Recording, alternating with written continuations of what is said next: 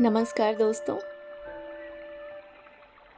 आज कहानी गोल्ड में सुनिए मनीषा कुलश्रेष्ठ जी की लिखी कहानी किरदार।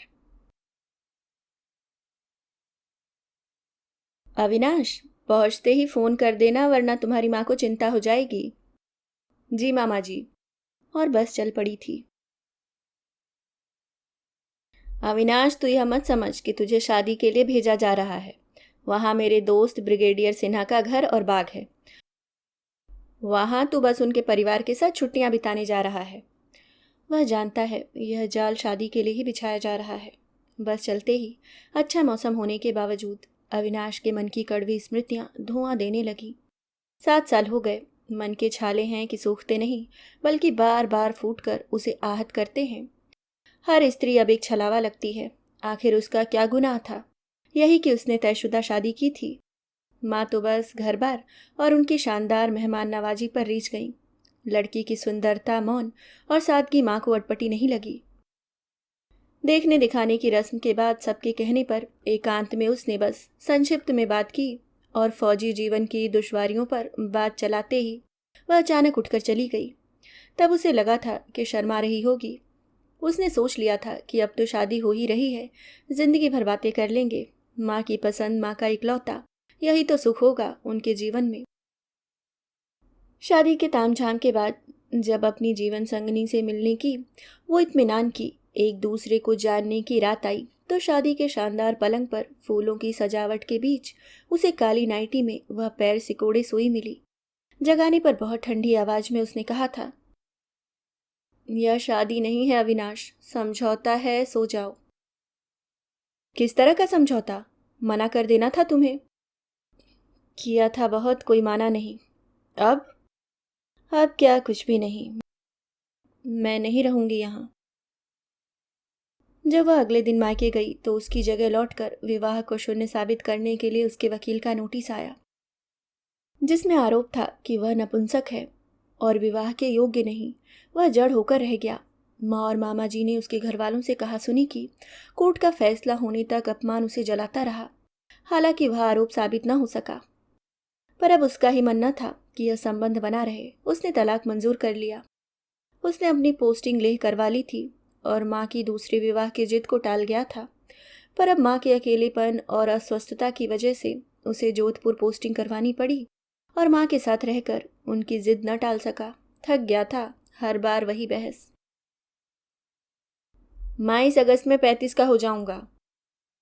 चुप कर, 35 की कोई उम्र होती है आजकल? पिछले कई दिनों से मामा यह माउंट आबू प्रकरण चलाए जा रहे थे। इस बार मामा छाछ भी फूक फूक कर पीना चाहते थे, सो वे उसे लड़की और उसके परिवार के साथ पूरे हफ्ते छोड़ना चाह रहे थे। ब्रिगेडियर सिन्हा मामा के बचपन के दोस्त हैं। उनकी एक बहन है, अविवाहित। अविनाश के मन में किसी बात को लेकर कोई उत्साह नहीं, बल्कि मलाल हो रहा है। उसने सोचा था कि इस बार सालाना छुट्टी लेकर माँ के साथ ज़्यादा से ज़्यादा समय बिताएगा, और वह माउंट आबू जा रहा है, किसी अजनबी परिवार में। शाम का झुटपुटा रास्तों और पहाड़ियों पर उतर आया है। तोतों का एक झुंड शोर मचाते हुए अपने ठिकाने को लौट रहा है। हवा में सर्दी की खुनकी महसूस होने लगी है। वह खुली खिड़की जरा सा सरका देता है, बस के अंदर नजर डालता है। सामने वाली सीट पर एक विदेशी युवती बैठी है। उसे देख मुस्कुरा देती है। वह उस बेबाक निश्चल मुस्कान पर जवाब में मुस्कुराए बिना नहीं रह पाता। न जाने किस गुमान में उसके हाथ बाल संवारने लगते हैं। अपनी इस कॉलेज के लड़कों जैसी हरकत पर उसे हंसी आ जाती है। वैसे आज़ादी में कितना सुकून है। अब उम्र के 35 साल मुक्त रहकर विवाह के पक्ष में वह जरा भी नहीं। पर यहाँ भारत में जिस तरह बड़ी उम्र की लड़कियों का कुंवारा रहना संदिग्ध होता है, वहीं बड़ी उम्र के कुंवारे भी संदेहों से अछूते नहीं रह पाते। समाज का इतना दबाव होता है कि आपको कोई चैन से नहीं बैठने दे सकता। शादी वादी बेकार का बवाल। उसकी नज़र फिर इधर उधर चली गई। वह भी इधर ही देख रही थी। दोनों ने फिर मुस्कान बांटी। लड़की आकर्षक है। उसने माँ की जबरदस्ती रखी हुई जैकेट निकालकर पहन ली। लड़की ने फिर उसे देखा। इस बार उसकी आंखों में आमंत्रण था। वह मुस्कुराया नहीं। इस बार एक गहरी नजर डाल खिड़की के बाहर फैलते अंधेरे में दृष्टि डालने लगा। पहाड़ों पेड़ों की सब जाकृतियां धीरे धीरे स्याही में बदल रही थी। उसके मन पर अन्य मनस्कता घिर आई। कहाँ जा रहा है वह और क्यों बेवजह? क्या समझौते की तरह दो लोगों के बंधने से ज़रूरी काम कुछ और नहीं? बेकार है यह विवाह नामक संस्था। मामा क्यों कहते हैं कि शारीरिक ज़रूरतें तो है ही, एक साथी की मानसिक ज़रूरत भी होती है। शारीरिक ज़रूरतों का क्या है, उस जैसे आकर्षक पुरुष के लिए लड़कियों की कमी है क्या? जैसे जैसे अंधेरा गहरा रहा है, वह उस विदेशी युवती की नज़रों को अपने चेहरे पर महसूस कर रहा है। उसने चेहरा घुमा लिया है खिड़की की तरफ फिर से। हालांकि इस एक मुद्रा में उसकी गर्दन दुखने लगी है, पर वह नहीं चाहता कि लड़की किसी किस्म की गलतफहमी पाल ले। पहाड़ी रास्तों से होकर ब्रिगेडियर सिन्हा के बंगले पर पहुंचने में 15 मिनट लग गए। सारे रास्ते वे बोलते रहे, वह सुनता रहा कि कैसे फौज छोड़कर वे यहाँ सेटल हुए। फार्मिंग में उनकी शुरू से रुचि रही है। वे स्ट्रॉबेरीज उगाना चाह रहे हैं इस बार। यहाँ वे बहुत लोकप्रिय है, आदि आदि। उनके बंगले के गेट से पोर्च तक 1 मिनट की ड्राइव से लग रहा था कि खूब बड़ी जगह लेकर घर बनाया गया है। अंदर पहुंचकर राम सिंह को उनका सामान गेस्ट रूम में रखने का आदेश देकर उसे हॉलनुमा ड्राइंग रूम में बिठाकर वे अंदर कहीं गायब हो गए। हॉल की सज्जा कलात्मक थी। किसी के हाथ से बनी सुंदर पेंटिंग्स, जिनमें ज्यादातर राजस्थानी स्त्रियों के चेहरे थे। सांवला रंग, लंबोतरे चेहरे, खिंची हुई काजल भरी आंखें और तीखी नाक वाली पूरे हॉल पर नजर घुमाती हुई एक जगह आ टिकी। एक लंबी आकृति स्टूल पर चढ़ी एक पेंटिंग के लिए कीले ठोक रही थी। अचानक वह जीती जागती पेंटिंग धम्म से ड्राइंग रूम के गलीचे पर कूदी। हेलो कहकर वह खिसकने लगी। अविनाश, ये मेरी बेटी है नीलांजना, बीएससी कर रही है। बेटा जाओ, मम्मी को भेजो और किचन में चाय और स्नैक्स के लिए कहना। चाय की औपचारिकता के बाद वह गेस्ट रूम में आ गया, जो एक छोटा मोटा सा समस्त सुविधाओं से युक्त फ्लैट ही था। डिनर टेबल पर बहुत से अनजाने चेहरे थे। अविनाश, ये रेवा है, मेरी बहन, जे आर्ट्स में लेक्चरर है। मयंक, मेरा बेटा, आईआईटी बॉम्बे से इलेक्ट्रॉनिक्स में इंजीनियरिंग कर रहा है। ये मयंक का दोस्त केतन है। तुम पहले आए होते, ये सब एक सप्ताह से यहीं थे, कल जा रहे हैं। रेवा, तुम तो रुकोगी ना? जी दादा, पर वो एक एग्जीबिशन थी मेरे स्टूडेंट्स की। बुआ रुक जाओ ना, भाई को जाने दो, कल आप अभी तो आई थी। ठीक है, उसने अविनाश पर उड़ती निगाह डालते हुए कहा। उसने पहली बार रेवा को गौर से देखा। तांबई रंग, बड़ी काजल से लदी आंखें, भरे होठ और थोड़ी चौड़ी नाक, चेहरे पर परिपक्व सधा हुआ भाव। भरे संतुलित जिस्म पर बॉटिक प्रिंट का भूरा कुर्ता और जीन्स। घने काले लंबे बाल आकर्षक मगर बेतरतीब जूड़े में लपटे हुए। एकाएक आप पर छा जाने वाला दृढ़ व्यक्तित्व। बात करने के ढंग और शब्दों के चयन से ही लगता है कोई बुद्धिजीवी कलाकार बात कर रहा है। फिर नजर घूमी तो नीला पर जा टिकी। गंधमी रंग, बुआ की सी ही बड़ी बड़ी लंबी आंखें, पर नाक और होठ माँ जैसे नाजुक। क्या देख रहे हैं आप पापा? आपके मेहमान खाना तो खा ही नहीं रहे। ओ हाँ अविनाश, लो ना। सुबह वह देर से उठ सका। उठते ही खिड़की में आया तो देखा नीचे मयंक और उसका दोस्त जिप्सी में सामान रख रहे थे। मयंक ने वहीं से चिल्लाकर अलविदा ली और ब्रिगेडियर सिन्हा उन्हें छोड़ने चले गए। वह नहा धोकर नीचे उतर आया। नीलांजना जल्दी जल्दी ब्रेकफास्ट पर कॉलेज जाने की तैयारी में थी। उसके लिए भी वहीं चाय आ गई। मेरा मन नहीं कर रहा कॉलेज जाने का, पर आज मेरा प्रैक्टिकल पीरियड है। बाहर बुआ मेरे लिए एक पेंटिंग बना रही हैं, देखते रहिएगा। बोर नहीं होंगे, शाम को मैं आऊंगी तब घूमने चलेंगे। वह हंस पड़ा। चाय पीकर वह बाहर आ गया। रेवा सचमुच एक पेंटिंग में व्यस्त थी। वह पीछे जाकर खड़ा हो गया। छोड़ क्यों दी? मैं तो कोई बात नहीं, वैसे भी ये पिछले साल से चल रही है, पूरी हो ही नहीं पाती। इसके बीच न जाने कितनी पेंटिंग्स बना डाली, यह अटकी हुई है। दरअसल बॉम्बे होती तो पूरी हो जाती, इसे नीला ले ही नहीं जाने देती। हंसती हुई रेवा अच्छी लगती है। हंसी चेहरे पर से गंभीरता के मुखौटे को खिसका जाती है। उसने पेंटिंग को ध्यान से देखा। उसे वह नीला की ही पोर्ट्रेट लगी। चेहरा अभी अधूरा था। बड़ी आंखें, चेहरे पर बिखरे सुनहरे बालों का गुच्छा, लेस वाला गुलाबी टॉप, बाकी पीछे बैकग्राउंड अधूरा था। तस्वीर अधूरी होने की वजह से उदास सी लग रही थी। रेवा ने बालों से लकड़ी का मछली के सिर वाला कांटा निकाला, जो कि उसकी रुचि के अनुसार कलात्मक था, और बाल कमर तक फैल गए और पहाड़ी बयार में उड़ने लगे। वह गौर से देखे बिना न रह सका। रेवा ने उसकी नज़र को उपेक्षित कर दिया और ब्रेकफास्ट यहीं मंगवाने के लिए कहकर चली गई। ब्रेकफास्ट बाहर लॉन में लग गया और परिवार के बचे हुए सदस्य वहीं आ गए। ब्रिगेडियर सिन्हा ने कश्मीर मसले पर बात छेड़ दी तो वह चर्चा देर तक चलती रही। रेवा ज़्यादा रुचि नहीं ले रही थी। वह उठकर लाइब्रेरी में चली गई तो ब्रिगेडियर साहब मुद्दे पर आ गए। तो अविनाश, तुम्हारा रेवा को लेकर क्या ख्याल है? वह हिचकिचा गया, क्या कहे। देखो बेटा, मुझे तुम्हारा अतीत मालूम है और रेवा को भी मैंने बताया है। अब तुम दोनों को ही विवाह को लेकर निर्णय ले लेना चाहिए। यह समझ लो यह आखिरी गाड़ी है। उसके बाद या तो सफ़र टाल दो या इसी में चढ़ जाओ। लंच के बाद वह अपने कमरे में आने के बाद देर तक इस विषय पर सोच सोच कर उलझता रहा। रेवा आर्मी के माहौल में रही है, अच्छी लड़की है, क्या हाँ कह दे। क्या सोच रहे थे बुआ के बारे में?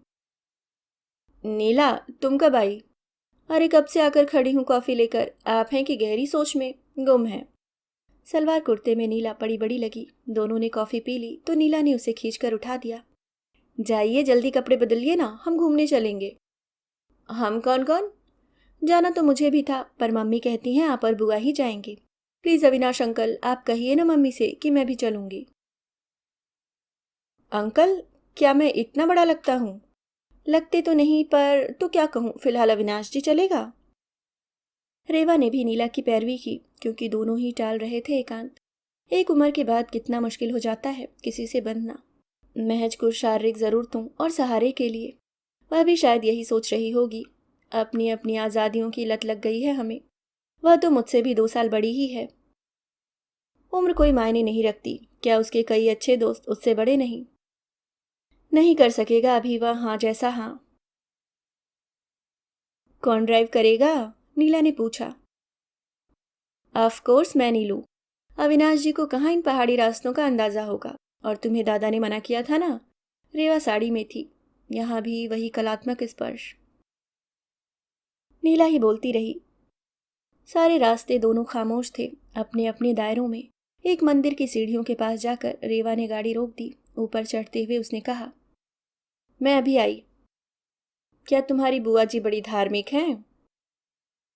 ओ ज़्यादा तो नहीं, अभी तो वह इस पुराने मंदिर में अपने एक स्केच के लिए फ़ोटो लेने गई हैं।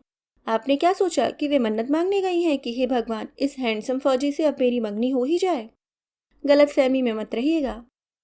आपने क्या सोचा कि वे मन्नत मांगने गई हैं कि हे भगवान, इस हैंडसम फौजी से अब मेरी मंगनी हो ही जाए? गलत फहमी में मत रहिएगा। मेरी बुआ ही सबको रिजेक्ट करती हैं। वो तो मिस बॉम्बे भी रह चुकी हैं अपने ज़माने में। अच्छा, बुरा तो नहीं लगा ना? नहीं नीला, बच्चों की बात का बुरा मानते हैं क्या? अविनाश जी, मैं बच्ची नहीं हूँ। एक बार अंकल क्या कह दिया आपने बच्चों में शुमार कर लिया। अच्छा मिस नीलांजना, तो आप क्या कह रही थी? बुआ आ गई, कहकर उसने मेरा हाथ दबा दिया। रेवा को बोटिंग में ज़रा भी दिलचस्पी नहीं थी, सो वह शॉल लेकर किनारे रखी एक बेंच पर बैठ गई। मैं न चाहकर भी नीला के साथ बोटिंग पर चला गया।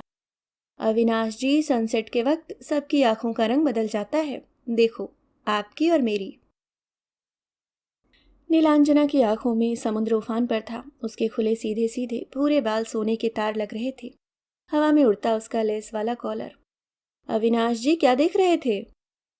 यही कि तुम बहुत सुंदर हो। हाँ हूं तो, पर उससे क्या फर्क पड़ता है? प्रकृति में हर चीज सुंदर है। मुझे तो हर चीज सुंदर लगती है। हाँ, तुम्हारी उम्र में मुझे भी सब कुछ सुंदर लगता था। अब अब नजरिया बदल गया है। वास्तविकताएं अलग होती हैं। सबका सोचने का ढंग है अपना अपना। क्या ये झील वास्तविक नहीं? वो तांबई जैसा जलपंखुड़ियों का झुंड रियल नहीं है? नीला, अविनाश जी, पापा से सुना था आप कविताएं लिखते थे, फिर छोड़ क्यों दी? तुम्हें रुचि है? हाँ बहुत, पर आपने क्यों छोड़ा? वही रियलिटीज, नीला ने दोहराया और दोनों हंस पड़े। नीला, तुम्हें क्या मालूम जिंदगी कितनी बड़ी ग्रिम रियलिटी है, जिसे तुम्हें बताकर डराना नहीं चाहता। ईश्वर करे तुम्हें जिंदगी उन्हीं सुंदर सत्यों के रूप में मिले, डरावने मुखौटे पहनकर नहीं। अविनाश ने दुआ की। अविनाश जी, चलिए किनारा आ गया। आप क्या सोचते रहते हैं? कैसी रही बोटिंग? रेवा चलकर पास आ गई थी। मज़ेदार। रेवा एक चांदी के जेवरों की दुकान में चली गई तो वह और नीला बाहर की ओर बैठ गए। तुम्हें जेवरों में रुचि नहीं? बुआ जैसी ज्वेलरी में नहीं, कहाँ कहाँ से आदिवासियों की डिज़ाइन कॉपी करवा के सिल्वर का ऑक्सीडाइज करवा कर पहनती हैं। मेरा बस चले तो कानों में बबूल के गोल फूल पहनूं, बालों में रंग बिरंगे पंख लगा लूं, वन कन्या की तरह। दोनों हंस दिए। हमारे घर में किसी को हंसने का शौक ही नहीं है। नीलू। जी बुआ। देखिए एमेथिस्ट जड़ा कड़ा पसंद है तुझे, तेरे नए पर्पल सूट के साथ मैच करेगा। अच्छा है बुआ। अविनाश जी यह आपके लिए। मेरे लिए क्या? देख लीजिए। इस स्टोन के बहुत सुंदर कफलिक्स थे। पहली बार रेवा ने अपनी आंखों में आत्मीयता भरा मुस्कुराकर उसे देखा था। पहली बार रेवा ने अपनी आंखों में आत्मीयता भर मुस्कुराकर उसे देखा था, यानी फिर भी अभी भी वह वक्त लेगा हाँ करने से पहले। ऐसे ही न जाने 3 दिन कब बीत गए। वो और नीला बहुत आत्मीय हो गए थे, दोस्तों की तरह। एक दिन देर शाम मैं बुआ की जगह होती तो बहुत पहले आपसे शादी के लिए हाँ कह देती। मैं किसकी जगह होता फिर? फिर एक हंसी। आपके बारे में कुछ सुना था। सच ही सुना होगा। कैसी होगी वह लड़की जिसने आपको बिना जाने? छोड़ो ना नीला, शायद उसकी ही कोई विवशता हो। क्या वह किसी और से प्यार करती थी? शायद। ऐसा क्यों होता है अविनाश जी? शादी जबरदस्ती का सौदा नहीं होना चाहिए ना। ऐसे तो अधूरे रिश्तों की कतार लग जाएगी। आपसे वह प्यार नहीं करती थी और शादी हुई। आप किसी को प्यार करें और शादी किसी से हो जाए, फिर उसकी जिससे शादी हो वह। ऐसे जाने कितनी प्यार की अधूरी तस्वीरें ही रह जाती होंगी ना। तुम अभी छोटी हो नीला, जिंदगी के सच समझने के लिए। अच्छा आप बुआ से शादी करेंगे? पता नहीं नीला, दरअसल मैं यह सब सोचकर ही नहीं आया हूँ। बस मामा की बात रखने के लिए चला आया। आप बहुत भावुक हैं और बुआ बहुत प्रैक्टिकल। मैं भावुक हूँ कैसे जाना? जिन्हें आप एडमायर करते हैं उन्हें आप जान भी लेते हैं। आप बहुत अच्छे हैं। नीला के नाइट सूट के ढीले कुर्ते में धड़कते सुकुमार नन्हे वक्षों की धड़कन खामोशी में मुखर हो गई थी। नीला रात हो गई, अब जाओ। कॉफी? नहीं। Good night. अविनाश का मन अनजानी आशंका और एक अजाने भाव से थरथरा रहा था। ठंडी रात में भी वह पसीने में डूब गया। सुबह देर से उठा, बाथरूम से मुंह हाथ धोकर निकला तो सामने रेवा चाय और ब्रेकफास्ट दोनों लेकर खड़ी थी। देर तक सोए आज आप? लगता है यह नॉवेल पढ़ते रहे देर रात तक। रेवा ने नॉवेल उठाकर देखा, फिर रख दिया। मैं हतप्रभ था। नॉवेल और मैं? आज आपके मामा जी का फोन आया था, रात को पहुंच रहे हैं। चुपचाप चाय पी गई, ब्रेकफास्ट भी हुआ। अचानक रेवा ने पूछा, आज हम दोनों को पूछा जाएगा, आपने क्या सोचा है? मैंने तो कुछ सोचा ही नहीं। तो सोच लीजिए, जवाब तो देना ही है। यही प्रयोजन है कि आप यहाँ आए और मैंने अपनी छुट्टियां बढ़वा ली। रेवा हम जानते ही क्या हैं अभी एक दूसरे के बारे में। जानने की मोहलत बस इतनी ही थी अविनाश जी, फिर जिंदगी भर साथ रहकर भी लोग क्या जान लेते हैं। मेरे बारे में सुना होगा।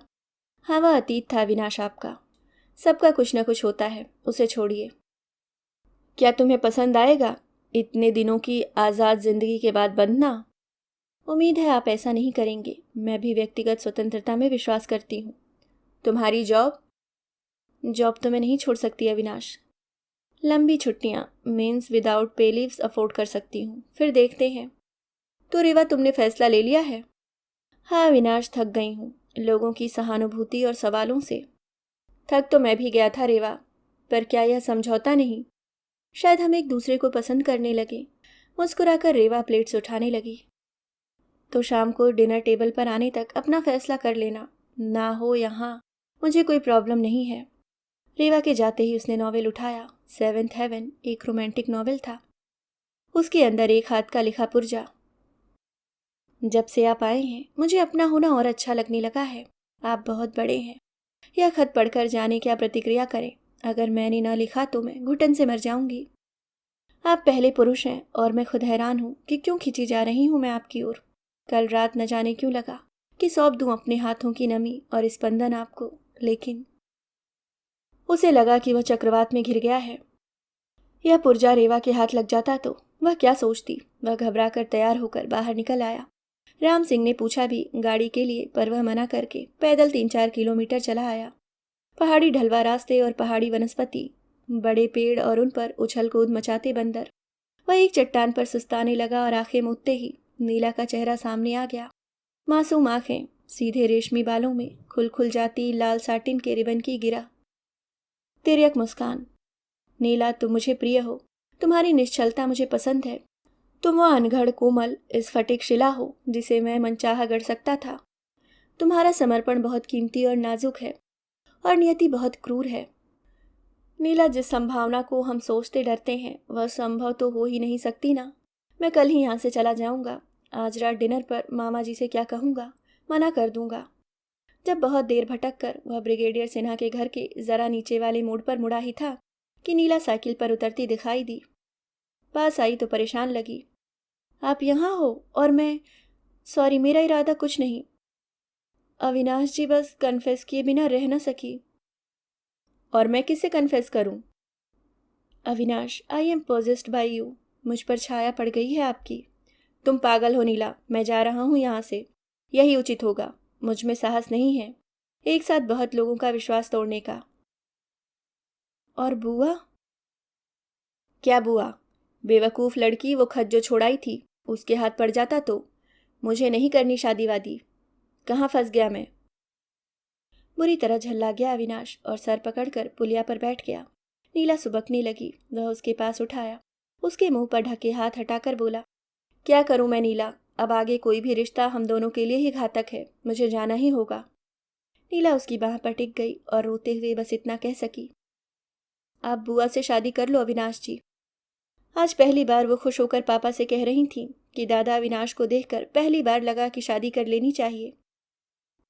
और तुम? मेरा क्या अविनाश जी? ओह, ये स्त्रियां अजूबा हैं, नहीं समझ पाता मैं इन्हें। मुझे खुद नहीं पता शाम को क्या होना है, पर तुम अब कोई बेवकूफ़ी नहीं करोगी। डिनर के समय नीला नदारत थी। मामा जी और ब्रिगेडियर साहब के घेरे में अविनाश ना नहीं कह सका। हाँ में सिर हिला देने के बाद का समय उसके लिए यूं बीता कि जैसे वह दर्शक हो सारी प्रक्रिया का, और अविनाश का किरदार निभाता कोई और ही है। घर का वही हिस्सा जो गेस्ट हाउस था, शादी के बाद अविनाश और रेवा का हो गया। 3 दिन के बाद दोनों को अलग अलग दिशाओं में जाना है। उसकी बाहों में अलसाती रेवा उसका हाथ खींच अपने वक्ष पर रख लेती है। 2 बजे हैं और वह उठकर सिगरेट जलाता है। खिड़की में उठकर आता है। सामने नीला के कमरे की लाइट जली है और रेवा की बनाई अधूरी तस्वीर सामने वाली दीवार पर लगी है। अभी आप सुन रहे थे मनीषा कुलश्रेष्ठ जी की लिखी कहानी किरदार। दोस्तों, उम्मीद करती हूँ ये कहानी आपको पसंद आई होगी। अगर आप चैनल पर नए हैं तो कृपया सब्सक्राइब करना ना भूलें। मिलते हैं किसी और नई कहानी के साथ। तब तक के लिए मुस्कुराते रहिए। धन्यवाद।